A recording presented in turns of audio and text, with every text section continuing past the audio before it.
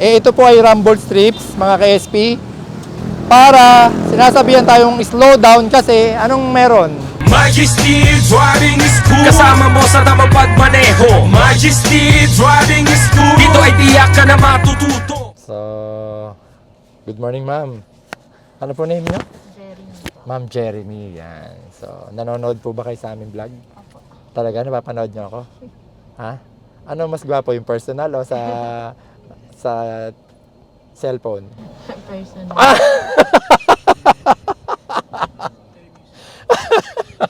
Talagang sumagot si ma'am, no? Ayun, so, nandito kayo, nag-enroll sa amin, di ba? Para makita ko ng personal. Hindi. Ah, hindi! Kala ko para makita ko ng personal, so para matuto mag-drive. Yan, sige. So, kasi ma'am, pag ako yung nagtuturo, minsan kasi ang dami ko na experience na, alam mo yung pagpapaliko na, halimbawa papasok kayo ng garahe, nagpo-full stop ang estudyante. Pagbaguhan. So, ayoko nung ganun. Kailangan, pag nagta-turn kayo, dapat umaandar ang sasakyan. No? Lalo na yung sagad ng ikot. Okay? So, labas na tayo. Ha? First timer to, di ba? Opo. Yan. Taga saan po kayo? Rockville. Rockville ba? May mga driving school banda ron, pero sa amin pa kayo nag-aral, ha? Bakit sa amin kayo nag-aral? Ano lang po, may nagsabi. May nag-recommend. Oo. Sige, maraming salamat, mama. O, turo na tayo. Labas na tayo. Sige. Okay. Yun, marunong si ma'am magbalik. Kaso sumusobra ka agad, ha? So, okay lang yan kasi unang hawak mo palang manibela. Hindi ka ba nakahawak sa inyo, sa bahay nyo? Nakaano na rin po. Oo. Nakapag-drive naman konti. Konti. Anong kotse yung dinadrive nyo? Dios po. Yun. O, sige ma'am, kanan tayo, ha? So, stop muna tayo. Pagka kakaliwa or kakanan, ano ang dapat ginagawa, tinuturo natin sa theoretical? Yan. Okay, ha? Magsisignal muna, ha? Then, dyan to, ma'am. Pag nakasignal ka na, tingin pa rin sa side mirror. Then, pag clear, kanan na tayo, ha? Or kakaliwa. Ngayon, kakanan tayo. Kasi maraming, hindi naman natin alam yung mga road user na iba, lalo na mga motor, biglang sumusulpot yan. Kahit nakasignal ka na. No? Huwag kayong pakatiwala, ha? Okay, sige. Okay, abante. O, sagot lang, ha? Clear? Meron. Ayan, sige, malayo. Pasok. Oops, wait lang. Ayaw kanya. Ayan, sige. Kaliwa na. Huwag naman sagad ng kabig. Sige. Abante. Yan. Sige, accelerate. Hindi mo ma'am kailangan na ipo-full turn mo, ha. Unti-unti lang, ganun lang. Mga quarter turn lang, ha. Or 1/4 lang. Sige, accelerate. Yan. So, clear naman yung intersection, di ba? Sige, accelerate na tayo. Yan, dyan ang aksidente, ha. Intersection, ha. Huwag mawawala sa lane. Dito lang tayo. Dito lang. Ayan. Stay. Sige, accelerate. Okay. So, bumibilis na tayo. Ano, masarap ba? Ha? Di ba? Okay naman yung takbo mo kanina. Beginner tayo, eh. Pero, mas mapifeel mo na feeling marunong ka na pagka mga ganito takbuhan, ha? Kasi may mga sasakyan din sa likod natin, baka magalit, di ba? Tsaka huwag kang mag-alala, dito naman ako, alalayan kita, ha? Okay.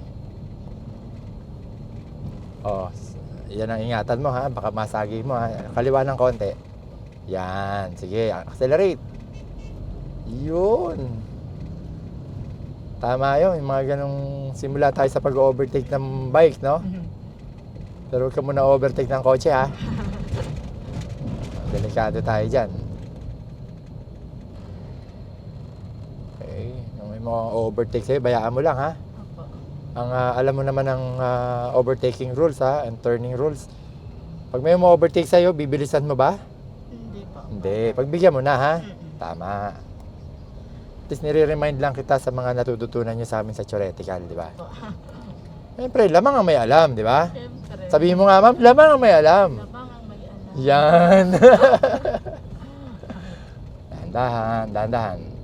Yan. Yun. Ganyan. Sige, accelerate. Tandaan mo yung gamit mo na humps, ha? Ganun, ha? Mabagal, para hindi masira yung kotse mo, ha? subukan mong lumilipad tayo. Wasak ang kotse mo, di ba? Sige, ma'am. Kailangan pagka binitawan na kita, yung parang hindi na mukhang marunong, mukhang baguhan sa kalsada. Di ba? Okay ba sa iyo yun? Okay yun, di ba, ma'am? Yan. Oh, basta stay on your lane lang, ha? Huwag pa ganun-ganon, ha? Baka madisgrasya ka, sisihin mo si Majesty. Hindi tinuro ni Majesty yan, eh. Oh, preno. Hams. Sige pa, preno pa. Yan, okay. So, medyo delay yung ano mo, ha? Preno mo, ha? Sige. Okay, meron ako ituturo sa iyo dyan, ha? Sige, diretso lang, ha? Sana, alam mo. Intersection. Oh, intersection at, sige nga. Oh, ano yon? Ang tawag doon yung Anong tawag doon? At anong ibig sabihin nun? slow down. Yan! Very good! Ang tawag po dyan is rumble strip, no? So, wala siyang humps. Dati, alam mo, humps yung nilagay dyan. Pero, pinalitan naman ng rumble strip. So, ibig sabihin nun, mag-slow down ka.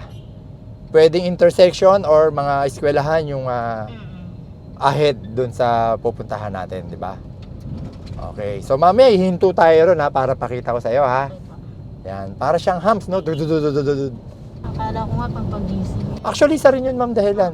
Kaya minsan sa expressway, meron ka may encounter na ganun. Ang expressway kasi nakakaantok yan, or sa probinsya. So, nilalagyan din ng rumble strips para magising ka. Bago mag-toll gate, merong ganyan. Kasi baka mamaya salpukin mo yung mga nakapara, yung mga pumipila, hams. Yung mga pumipila sa toll gate, di ba? Akala mo hataw pa porque nasa expressway ka, yung pala magbabayad na ng toll gate. So, ganito, sagad kanan ka, babalik na tayo, U-turn tayo. Signal. Ups, preno, ha? Sige. Pwede na po. Oo, sige, pwede. Titignan mo rin side mirror. Sagad. Yan. Oh, kasi U-turn tayo, ha?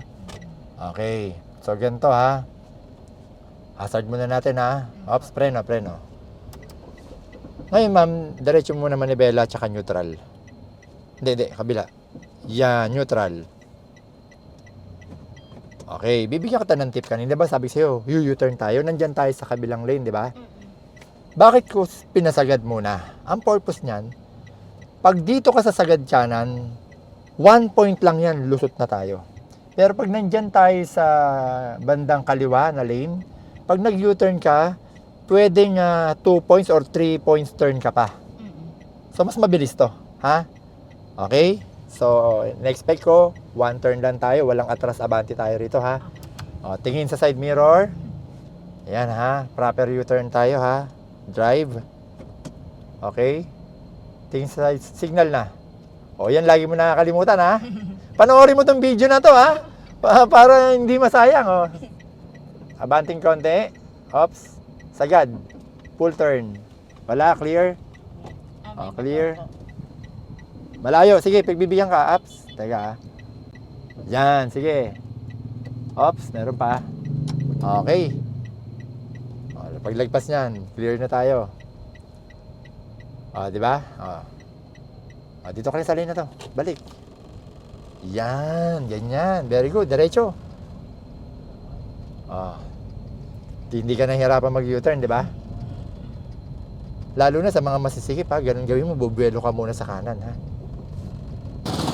So, tignan mo, ma'am, di ba? Para siyang humps din, di ba? Obserba mo, kita mo yung mga, yung mga gulong, tingnan mo yung ano niya, yung mga sasakyan, ayan, di ba?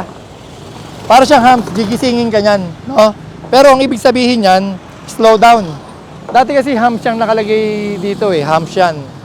So, pinalitan niya ng ganyan, para na rin dun sa mga ibang motorista na hindi nakakaalam niyan, ito po ay rumble strips, mga ka-SP, para sinasabihan tayong slow down kasi anong meron? Intersection, di ba? Minsan makikita mo yan sa mga school zone, hospital, di ba? So pinag-iingat tayo or pinagbabawalan tayo O, tingnan mo yung gulong niyan. Sige. Ayan, o. Kita mo, gumagano. Diba? Ayun pa, o. Tingnan mo. O. Diba? So, okay, maliwanag tayo ron, ha. Pag nakakita kayo ng ganyan, mag-slow down tayo, nire-remind tayo, ha. Kahit saang lugar yan, expressway, probinsya, sa mga village, no? O, tara, ma'am, balik tayo. Okay. So, alam mo na, ma'am, ha, yung rumble strips, ha. Yan. So, ganun din kayo mga ka-SP, ha. Dun sa rumble strips na yan, slow down. Hindi kailangan huminto kasi disgrasya yan, lalo na kung nasa expressway kayo. Slow down lang kasi medyo may panganib dun sa ahead or dun sa pupuntahan ninyong ilang metro lang ang pagitan. At syempre, nga pala, no, po-promote ko lang yung comprehensive insurance namin, no. Grabe, at ako'y nagpapasalamat sa mga lalo na doon sa mga estudyante namin, no, na after nilang matuto, then after a year nag-expired yung mga insurance policy nila, sa amin sila kumukuha. At yung mga iba-ibang lugar na hindi ko nakakilala talaga pero naka-follow sa amin. At maraming salamat po sa inyo sa pagkakuha niyo sa amin ng insurance. Tsaka po, yung mga nagtitiwala rin na magpagawa sa aming auto repair shop, grabe punong-puno ang aming auto repair shop. Maraming po salamat, ha. So lagi po tayo mag-ingat sa ating pagmamaneho. Sige po, bye-bye!